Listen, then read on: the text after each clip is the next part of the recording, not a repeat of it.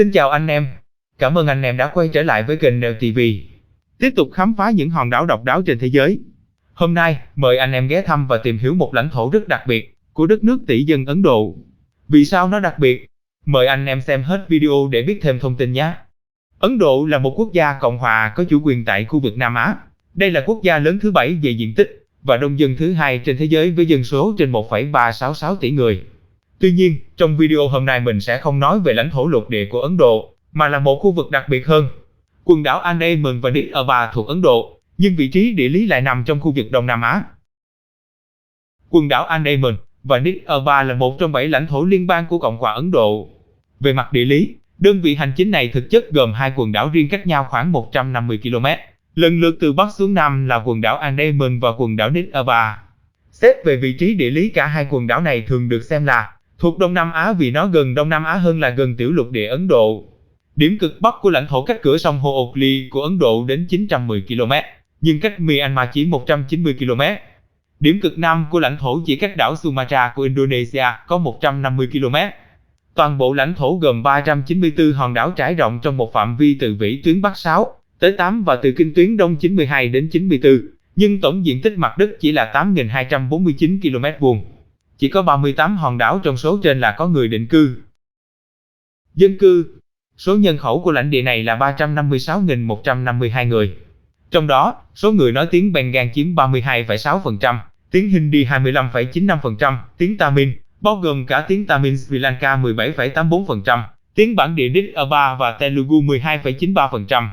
Ngoài ra còn có các bộ phận dân cư nói tiếng Malayalam và tiếng Anh. Hầu hết người dân theo Ấn Độ giáo, một số ít theo đạo Hồi. Ngoài ra còn có bộ lạc sống biệt lập là người Sentinel ở đảo Sentinel Bắc, là cộng đồng chống lại mọi nỗ lực liên lạc với bên ngoài. Ở phần sau của video, mình sẽ thông tin chi tiết thêm về cộng đồng người Sentinel đặc biệt này. Mời các bạn xem đến cuối video nha. Hành chính. Về mặt hành chính, quần đảo Andaman và Nicobar Islands được phân thành 3 huyện. Mỗi huyện lại chia các tehsil, tương đương cấp xã. Một số tehsil được đặt thành các phó huyện, subdivision, kiêm quản hành chính các tehsil khác trong huyện. Trung tâm hành chính của quần đảo Andaman và Nicobar đặt ở Port Blair. Đây cũng là thị trấn lớn nhất lãnh thổ này. Lịch sử. Những người dân bản địa thuộc các sắc tộc Nicobar, thuộc nhóm ngôn ngữ Mon Khmer và Stompen, thuộc nhóm ngôn ngữ Balinese là những người đầu tiên tới định cư ở đây.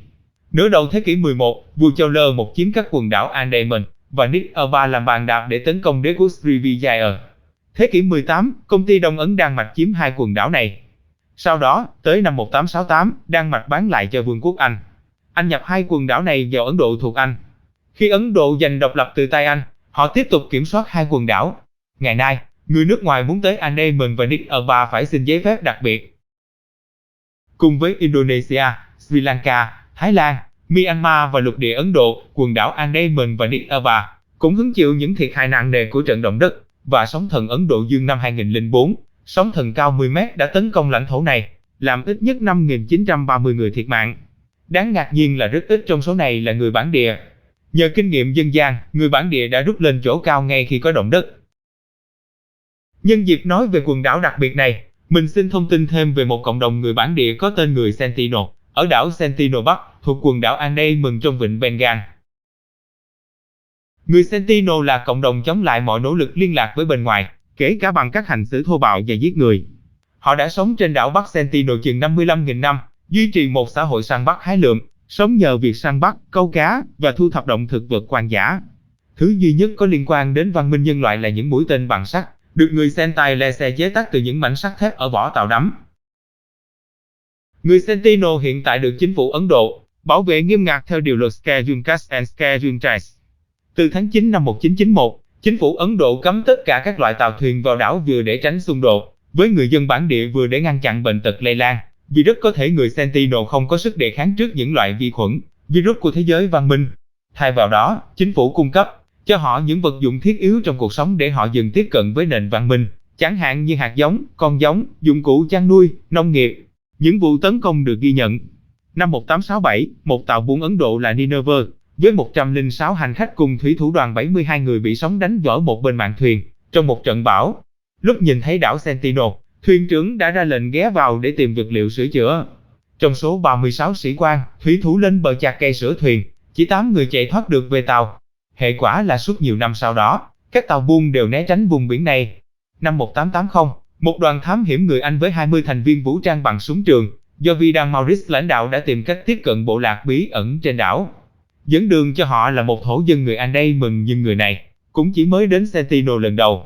Năm 1896, một nhóm tù nhân Ấn Độ vượt ngục lúc chiếc bè của họ mắc cạn ở rạn san hô Sentinel, rồi sau đó một tuần, khi một tàu buôn Anh quốc đi qua, các thủy thủ bằng ống nhòm đã nhìn thấy những xác chết nằm phơi mình trên bãi biển với cổ bị cắt đứt, còn thân thể cắm đầy những mũi tên.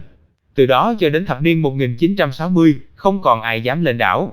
Mãi đến tháng 3 năm 1970, nhà nhân chủng học Ấn Độ Trilatnath Pandit cố gắng tìm cách liên lạc với thổ dân trên đảo, nhưng lúc tàu của ông chỉ vừa mới tiến vào rạn san hô thì từ trong rừng, hàng chục thổ dân trần truồng xuất hiện, tay cầm cung, miệng hò hét với thái độ thù địch. Năm 1974, một nhóm quay phim đến đảo Sentinel để thực hiện bộ phim tài liệu về tộc người Sentinel cho kênh truyền hình Hội Địa lý Quốc gia, Hoa Kỳ. Và khi họ bắt đầu tiếp cận với thổ dân ở rạn san hô, thì họ bị tấn công bằng cung tên. Vội vàng rút ra xa, nhóm quay phim thả xuống biển các món quà tặng gồm búp bê, xe hơi, đồ chơi bằng nhựa, xào nồi để nấu nướng cùng một con lợn. Những thước phim quay được cho thấy thổ dân Sentinel đưa tất cả vào bờ, rồi đào hố chôn hết. Sau đó, thổ dân nhặt những hòn đá ném như mưa về phía nhóm quay phim khiến họ phải rút lui. Năm 1981, sau một trận bão, tàu chở hàng MV Brimstone bị mắc cạn trên rạn san hô đảo. Chỉ vài giờ sau, thổ dân Sentinel làm những chiếc bè từ những thân cây để tấn công họ. Do không được vũ trang, nên thuyền trưởng tàu MV Brimstone lập tức gửi đi một điện tín cấp cứu. Tuy nhiên, do ảnh hưởng của trận bão nên tất cả mọi phương tiện tiếp ứng đều không thể đến được. Mãi đến chiều ngày thứ 4, khi cơn bão đã ngớt, trực thăng của công ty dầu khí Ấn Độ mới cứu hết tất cả mọi người trên tàu. Ngày 4 tháng 1 năm 1991, một lần nữa nhà nhân chủng học Ấn Độ Trilatnath Pandit lại tìm cách tiếp cận với tộc người Sentinel. Ông cùng các cộng sự đặt chân lên đảo. Lần này, người Sentinel đứng ở xa nhìn họ mà không hề có phản ứng. Đây là một tín hiệu hòa bình, nhưng tất cả chỉ dừng lại ở đó và không hề có một cuộc tiếp xúc nào. Cùng trong năm, một đội cứu hộ vào đảo Sentinel để trục vớt phần còn lại của tàu MV Primrose. Nhưng khác với nhóm của Trilatnath Pandit, họ bị một cơn mưa mũi tên tấn công khiến tàu cảnh sát hộ tống phải ra tay can thiệp bằng cách bắn dọa. Năm 2004, một nhà truyền giáo người Hoa Kỳ cũng đã bị thổ dân giết chết khi tìm cách tiếp xúc với thổ dân để giảng đạo. Năm 2006, hai ngư dân lén lút đến câu cá dọc theo rạn san hô đã bị người Sentinel tấn công, rồi giết chết. Tháng 11 năm 2018, nhà truyền giáo người Mỹ John Allen Chau 27 tuổi, khi ông xâm nhập bất hợp pháp vào đảo Bắc Sentinel đã bị tấn công và giết chết. Cảm ơn các bạn đã xem hết video. Nếu thấy thú vị, đừng quên bấm like, share và bấm nút đăng ký kênh để theo dõi những video mới nhất của mình nhé. Bye bye.